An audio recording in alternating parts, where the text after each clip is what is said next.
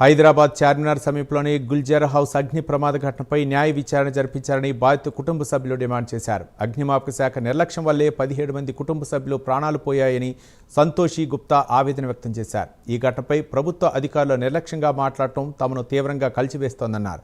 ప్రమాదం జరిగిన గంట వరకు అగ్నిమాపక శాఖ వాహనాలు రాకపోవడం, వచ్చిన వాహనాల్లో నీటి సదుపాయం లేకపోవడంతోనే మరణాలు చోటు చేసుకున్నాయని నితీష్ గుప్తా ఆరోపించారు. ఉస్మానియా వైద్యుల నిర్లక్ష్యంతో మరో 3 మృత్యువాత పడ్డారని విచారం వ్యక్తం చేశారు.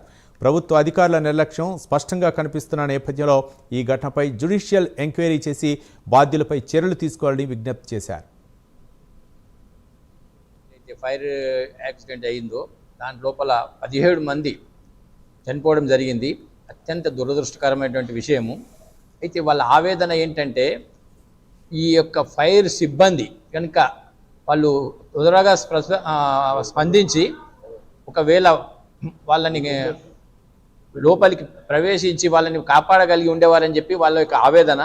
అయితే అది ఏది జరగలేదు. అయితే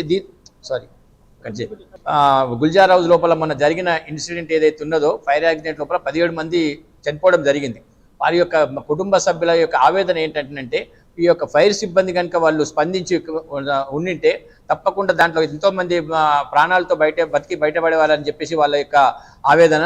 అదేవిధంగా ఎవరైతే ఈ సివిలియన్స్ పైకెక్కి వాళ్ళని రక్షించగలిగారు, కానీ ఈ యొక్క ఫైర్ సిబ్బంది వాళ్ళ లోపల ఎలాంటి ఎక్విప్మెంట్స్ లేవు, ఎలాంటి చర్య తీసుకోలేదని చెప్పేసి వాళ్ళ బాధ.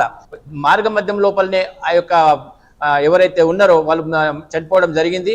ఇది చాలా అత్యంత దురదృష్టకరమైన విషయం అని చెప్పేసి తెలియజేస్తుంది. 2:30 electricity went off and I was not able to sleep, so I'm just walking here and there.